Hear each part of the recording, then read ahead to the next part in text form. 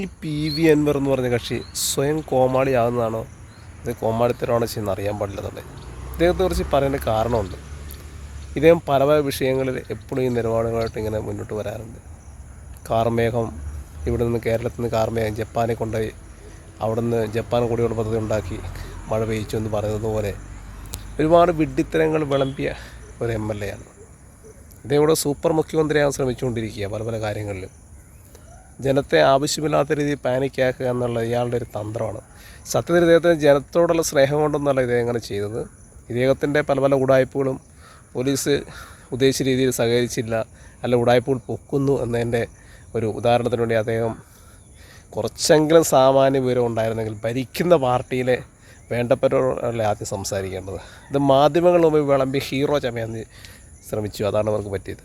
അവിടെ മീഡിയ 1 ചാനലുണ്ടല്ലോ, ജമാഅത്ത് ഇസ്ലാമിയുടെ ചാനൽ, അവർ നന്നായിട്ട് അങ്ങ് മെഴുകുന്നുണ്ട്. ധീരപുത്രൻ എന്നൊക്കെയാണ് നമ്മുടെ MLAനെ പ്രഖ്യാപിച്ചിരിക്കുന്നത്. കാരണം അവരെ സംബന്ധിച്ച് പറയുന്നതാണ് എങ്ങനെയൊരു വർഗീയ ചട്ടക്കൂടം ഉണ്ടാക്കുക എന്നാണ് അവരുടെ മെയിൻ ലക്ഷ്യം. ഇസ്ലാമല്ലാത്തൊരു രാജ്യം അല്ല ഇസ്ലാമിൻ്റെ രാജ്യം ഉണ്ടാവണമെന്നാണ് അവരുടെ കാഴ്ചപ്പാട് തന്നെ. അതിപ്പോൾ ഈ പറയുന്ന അൻവറിനും ആ ഒരു ചെറിയ വർഗീയത ഉണ്ടെന്ന് കറക്റ്റായിട്ട് പറയാൻ മനസ്സിലായി. കാരണം അദ്ദേഹത്തിൻ്റെ പേരുകാരനായ ഒരാളെക്കെതിരെ പോലും അയാൾ ഇന്നേവരെ ഒരു ആരോപണം പോലും ഉന്നയിച്ചിട്ടില്ല.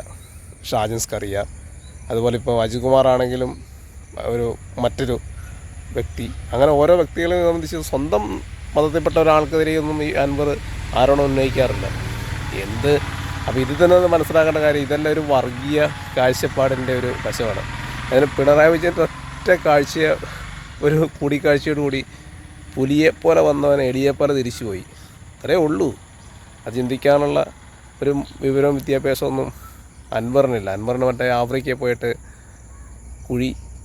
സ്വർണ്ണക്കരി ഉണ്ടാക്കി ഷോ ചെയ്യാനൊക്കെയാണ് പറ്റുന്നത്. ഒരു MLA അല്ല ഒരു പൊതുപ്രവർത്തക നിലയിൽ വൻ പരാജയമാണെന്ന് തന്നെ പറയാം. പല തവണയായിപ്പോലെ ഇങ്ങനെ ആരോപണങ്ങൾ ഉന്നയിച്ച് ഇങ്ങനെ മറ്റുള്ളവർക്കെതിരെ ഒന്നുമല്ലാത്ത ഒരു അവസ്ഥയിലേക്ക് എത്തിക്കുക, ഷോ ചെയ്യുക. ഇതൊക്കെ സംസാരിക്കേണ്ട ഇതിന് അങ്ങനെ ഒരു വിഷയം ഉണ്ടെങ്കിൽ അത് പാർട്ടിയിൽ തന്നെ സംസാരിക്കണം. ഇപ്പോൾ എന്നിട്ട് P ശശിക്കെതിരെ ആരോപണം ഉന്നയിക്കുന്നുണ്ടോ പല തവണ പത്രപ്രവർത്തകർ ചോദിച്ചപ്പോഴും ഒഴിഞ്ഞു മാറി, ഇത് നിർത്തി എന്ന് പറഞ്ഞ് ഒഴിഞ്ഞു മാറിക്കൊണ്ടിരിക്കുക. ഇത്രയേ ഉള്ളൂ. ഭയങ്കര. ഞാൻ ഇതിനെക്കുറിച്ച് ഒരു കമൻറ്റ് ജസ്റ്റ് FB-യിലിട്ടപ്പം തന്നെ നമ്മുടെ ഞമ്മൻ്റെ ആൾക്കാർ അങ്ങോട്ട് വന്നിട്ട് അങ്ങ് മെഴുകാൻ തുടങ്ങി. എന്താണെന്നറിയുമോ, നിൻ്റെ അപ്പൻ്റെ തറവാട്ടിൽ നിന്നാണോ ഇത് കൊടുക്കുന്നത്? പൊതുജനത്തിൻ്റെ പണം എടുത്തിട്ടാണ് പിന്നെ ശമ്പളം വാങ്ങുന്നത്. എന്നിട്ട് പറയാണ് നിൻ്റെ അപ്പൻ്റെ തറവാട്ടിൽ നിന്നാണോ എന്ന് കളിക്കുന്നതെന്ന് പറഞ്ഞിട്ട് ഷോ ചെയ്തു. പിന്നെ നമ്മുടെ ഒരു ഇഷ്യൂ ഉണ്ടാക്കണമെന്ന് വിചാരിച്ച് ഞാൻ ഞങ്ങൾ പോസ്റ്റ് വിട്ടു. കാരണം നമുക്ക് പേരും കീഴും നോക്കാനുണ്ടല്ലോ. പക്ഷേ പറയേണ്ട കാര്യം വ്യക്തമായിട്ട് തന്നെ പറയും.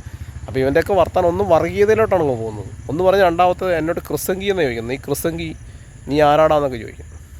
അപ്പോൾ ഈ ഒരു ചിന്താഗതി, ഇവരുടെ വർഗീയ ചിന്താഗതി തന്നെയാണ് മെയിൻ